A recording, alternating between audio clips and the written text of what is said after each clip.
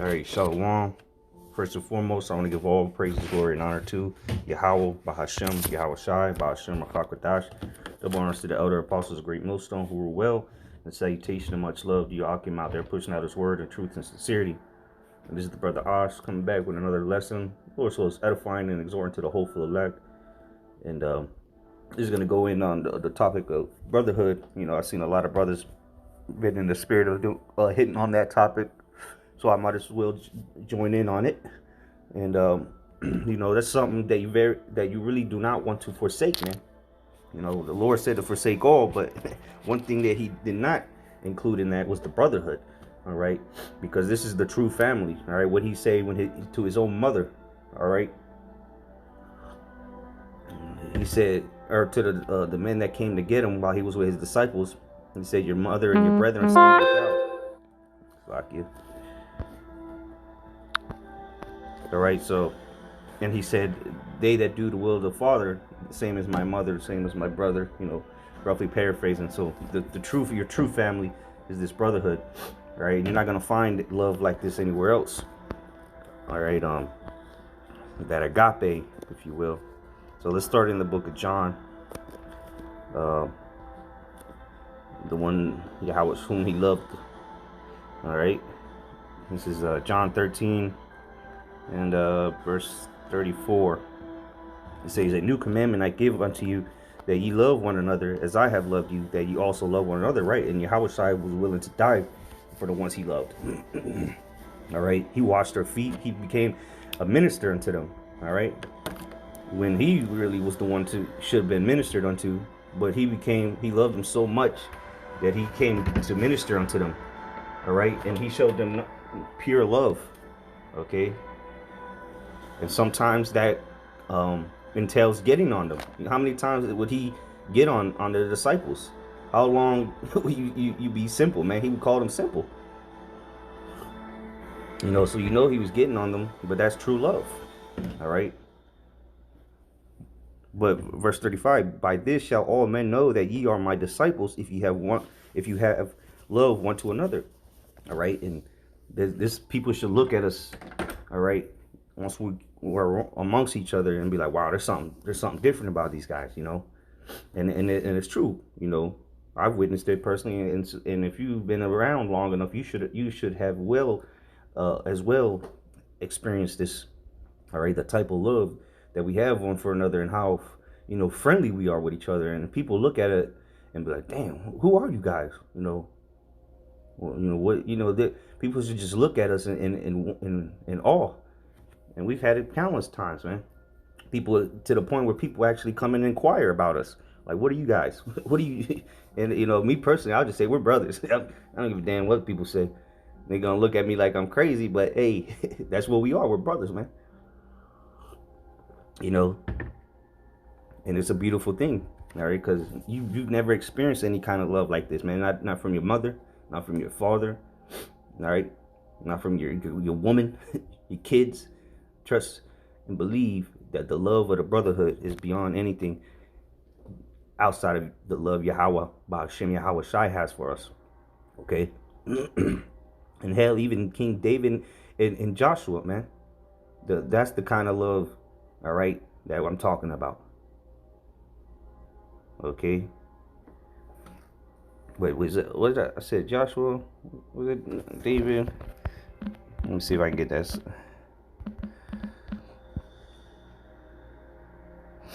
Jonathan. I knew, okay, it was Jonathan. That's the kind of love that we got to have for one another. The kind of love David and Jonathan had. It says 1 Samuel 18:1, "And it came to pass when he had made an end of speaking unto Saul, that the soul of Jonathan was knit with the soul of David, and Jonathan loved him as his own soul." So they were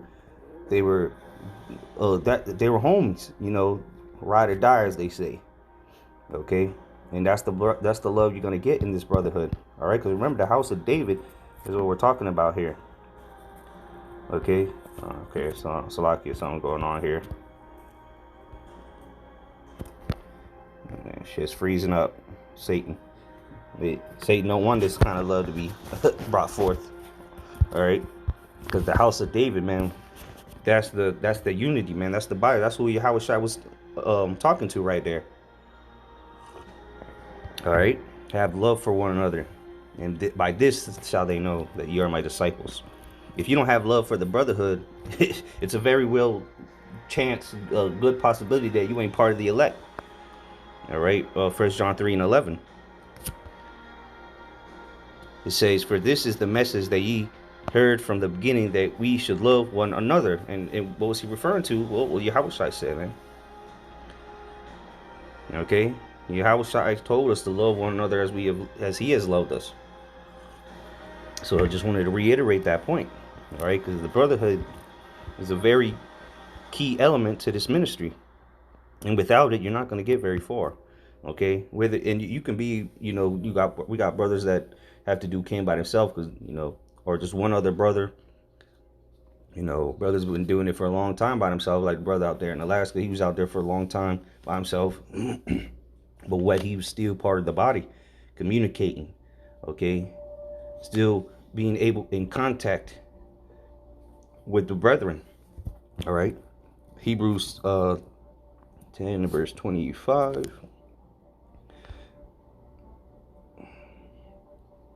Verse 23, Hebrews 10 and 23 says, "Let us hold fast the profession of our faith without wavering, for He is faithful that promised. And let us consider one another to provoke unto love and to good works." So we see that's part of being in the body, because we're gonna provoke one another to good works. All right, and provoke one another to show more love and to be better. Period. And, this is a support system, if you will. You got a shoulder to cry on, right? If you wanna, how these guys say, oh, you don't wanna, these red pill guys talking about, don't cry in front of your woman, which I agree with. That's some simp shit, but this is a support system, man. You got a shoulder to cry on, you got someone to lean on, and then vice versa. You can help a brother out. It's an endless community. There's endless possibilities in this brotherhood. If you're down and out monetarily, the brotherhood's there for you. If you're going through something with your family, hey, the brotherhood is there for you to counsel you through it. All right, to give you advice. Okay, whatever the case may be. If you need a place to sleep, guess what? The brother's gonna take care of you. But in the world, you want to just let random people into your house that you didn't know. But here in this ministry, again, I'll speak for myself, for my own experiences. I visited other camps and stayed in their house very first day I met them.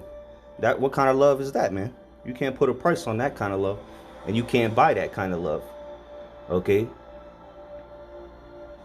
First day you ever met somebody, you met them through YouTube. Would you let them stay at your house? Come on, man. That's how we know we the men of the Lord. All right, or that's what makes us more confident in what we're doing here. All right. Verse 25, "Not forsaking the assembly of ourselves together, as the manner of some is." Yeah, because there's some guys that do forsake the assembling of ourselves, man. Never want to come around, just waiting in the cut to find any little excuse to bounce. Well, then, you know what? We don't want you around. But you can't forsake this assembly, man. Every opportunity you get, you should be trying to link up with the Akim. All right?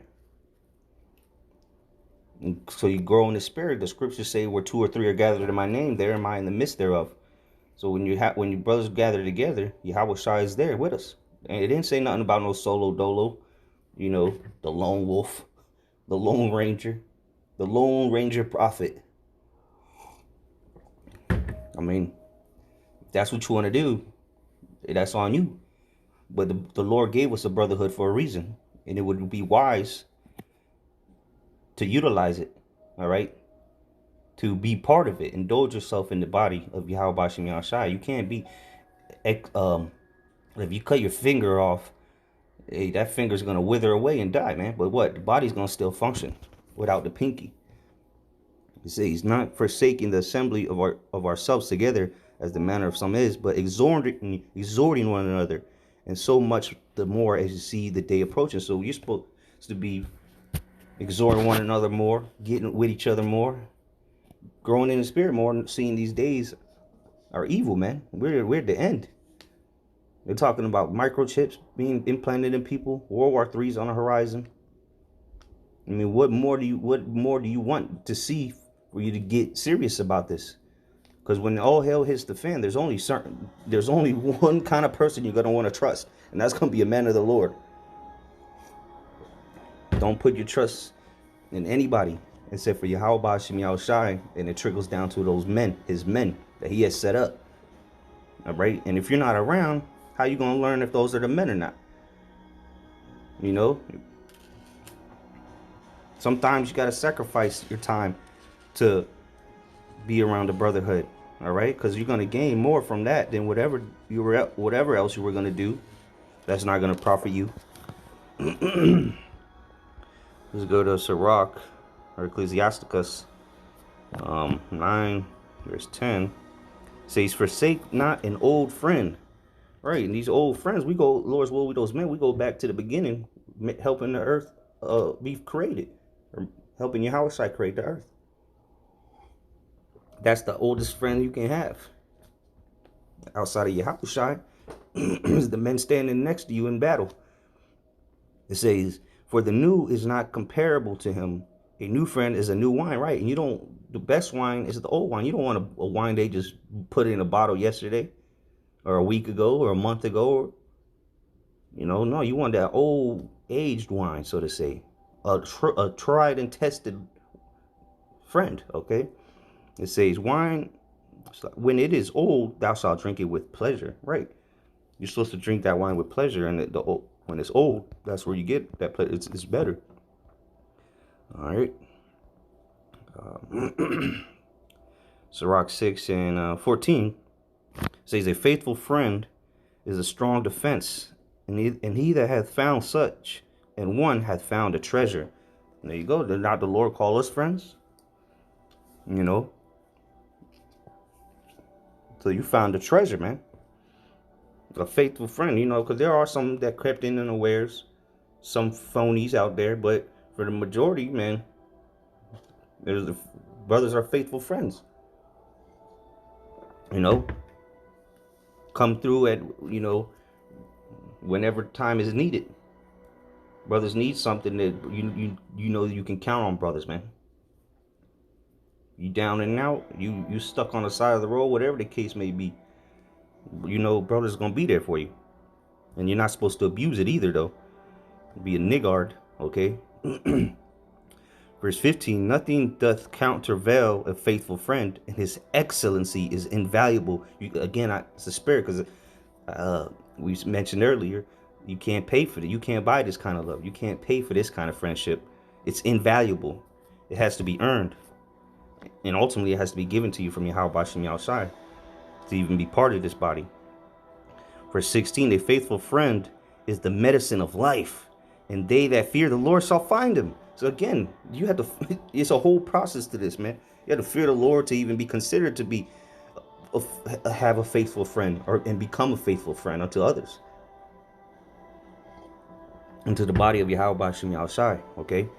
And this is the medicine of life, it said. Because what? If you're down, if you're feeling like shit, a friend can cheer you up.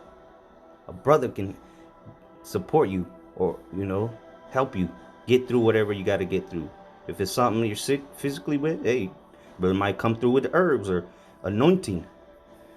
Okay, most importantly, you ain't gonna get that from some niggas in the world, or your baby mama. Or you gonna put Vicks on your forehead? Nah, man, we talking about the medicine of life here. Verse 17, "Whoso feareth the Lord shall direct his friendship aright, for as he is, so shall his neighbor be also." They say, there's a saying that you are the sum of the 5 people you hang out the most with. All right, you are who you hang out with, right? So you want to be around like-minded men, and the more you're around, the better. All right, when you have the opportunity to do so, not just on camp. You're at camp and then you bouncing right after. Well, I got my woman waiting. Well, let's see if your woman's gonna help you in time of Jacob's trouble.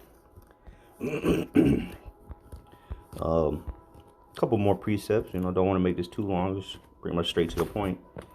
Let's go to 1 Peter 1:22. It says, seeing you have purified your souls in obeying the truth through the Spirit unto unfeigned love of the brethren. See that you love one another with a pure heart fervently. We're supposed to love each other fervently, and that's action. All right? You got to watch out for them guys that always say, I love you, man. I love you. A word? You love me? You wouldn't have to keep saying you love me if you just showed me. So you gotta, I'm not saying just because brother tell you he love you, he's wicked or something. I'm just saying if he constantly coming around saying he love everybody, you gotta check this guy, man. Let's go pay over his ass. Why you keep saying it? The only person that keeps saying it is like, yo, if you show me, I'd rather you show me that you love me and never in your life tell me that you love me. As long as you show me, all right? Be a doer of the word and not a hearer, okay? It's about action. Love is an action, okay? Unfeigned love, though. Let me get that word there. Let's go to 1 Peter's 22. It says, let's read it in the NLT. It says, you were cleansed from your sins when you obeyed the truth. So now you must show sincere love to each other as brothers and sisters.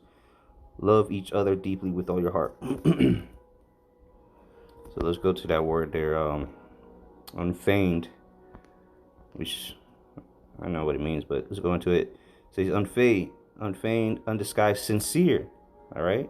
Without dissimulation, hypocrisy. There you go, man. It's supposed to be a true, not pretending. You're not supposed to pretend to love. It's supposed to be a sincere love, all right? Because what? Your actions speak louder than your words. If you say you love me, but you're not showing it, then you're being hypocritical. It's showing hypocrisy, you know?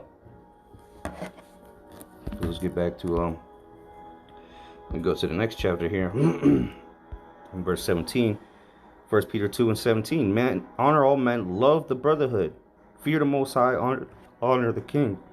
The point there was love the brotherhood. Again, you're not going to get any closer to the love of Yahweh Shem Yahushai. This is the closest thing here on earth that we have to mirror that love that the Lord has for us. And ultimately, the Lord loves us more than that, because He's gonna have mercy on us. His everlasting kindness will be bestowed upon us, and then Yahushai ultimately died for us. So do not forsake this brotherhood. We'll end off on this, the book of Proverbs 18, verse 24. It says, a man that hath friends must show himself friendly, and there's a friend that sticketh closer than a brother. So the friends is talking about is this brotherhood, all right?